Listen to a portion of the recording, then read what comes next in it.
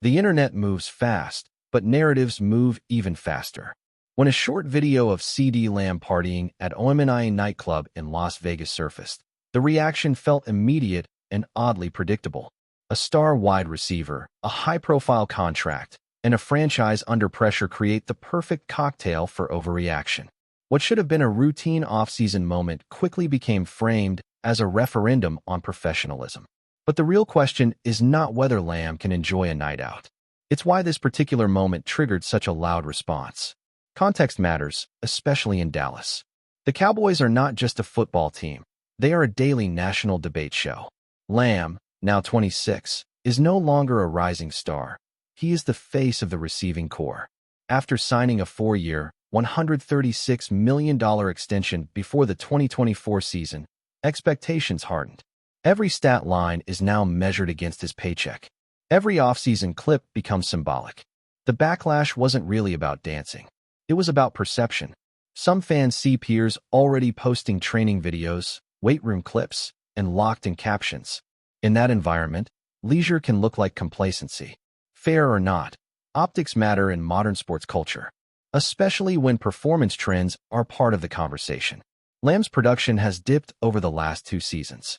Not dramatically, but enough to invite scrutiny.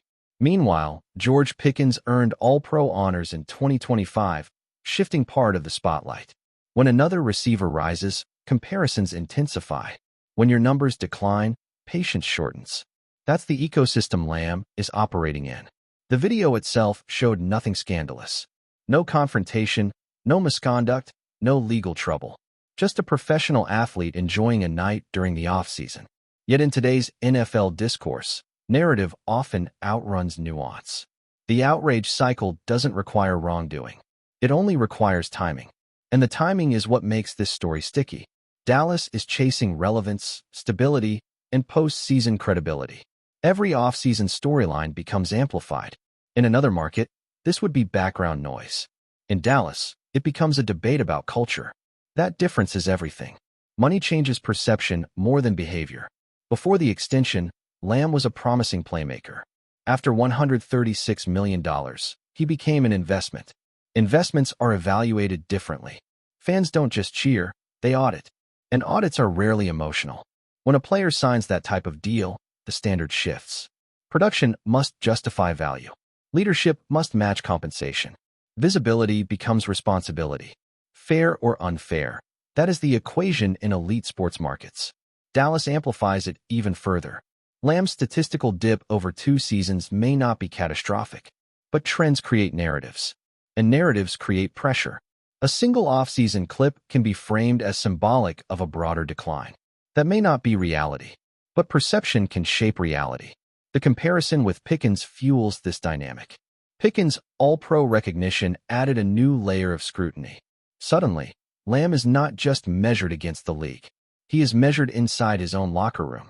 That internal comparison sharpens external debate. It shifts tone from support to evaluation. However, defenders of Lamb raise an important point. Recovery is part of performance science. Elite trainers often stress decompression after a long season. Mental reset matters as much as physical conditioning. Off-season does not mean 24/7 grind. It means strategic preparation. The question then becomes philosophical. Do fans want performance, or do they want optics? Because the two are not always aligned. Posting workout videos satisfies perception. Actually structuring recovery satisfies performance. The public rarely sees the difference. If this video had surfaced anywhere else, the reaction might have been softer. But Las Vegas carries history for Lamb and the Cowboys. In 2025, both Lamb and Pickens were benched for the first offensive series against the Raiders. It was labeled a coach's decision. The phrase "they missed some things" lingered, and ambiguity fuels suspicion. Reports indicated both players missed curfew. They were seen in a casino the night before the game. Pickens reportedly missed the team bus. The optics of that situation were undeniably poor. Even though Dallas won that Monday night game, the memory stuck. So when another Vegas video appears, context attaches itself automatically. It becomes less about one night, more about pattern recognition. Even if the situations are not equivalent, public memory compresses timelines, and nuance disappears. Head coach Brian Schottenheimer made a statement last season. Benching star receivers, even briefly, sends a message. Culture, discipline, accountability. Those words matter in Dallas. And fans remember them, especially when the team is chasing consistency. This is why the conversation is layered. It's not outrage in a vacuum. It's layered with prior optics and recent statistical decline. That combination makes the video heavier, even if the behavior itself is routine, even if it's off-season. Still, off-season behavior is fundamentally different from in-season missteps. There is no curfew violation attached here. No missed bus. No disciplinary report. Just leisure during scheduled downtime. That distinction matters. The Cowboys operate under a microscope unmatched in the NFL. Every move is national content. Every clip becomes a talking point.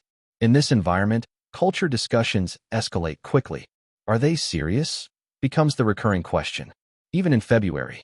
For a franchise seeking playoff breakthroughs, optics feel strategic. Fans want visible hunger. They want visible urgency. They want visible sacrifice. Sometimes that desire overrides human balance. Players become symbols instead of people. Defenders of Lamb are pushing back against that dynamic. They argue dehumanization is the bigger issue. NFL players are allowed to exist outside the facility. They are allowed to celebrate, decompress, and socialize. Off-season joy does not equal off-season laziness. That distinction deserves clarity. The tension reflects a broader NFL culture shift. Social media has blurred personal and professional spaces. Athletes are no longer just performers. They are constant public figures. Moments once private now become viral debates. And judgment travels instantly. For Lamb, the real test won't be in a nightclub.